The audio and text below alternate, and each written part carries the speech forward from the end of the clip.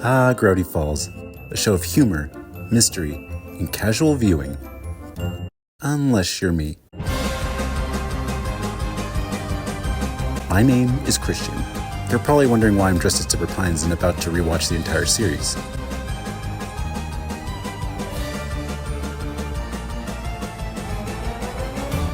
Rest assured, there's a perfectly logical explanation.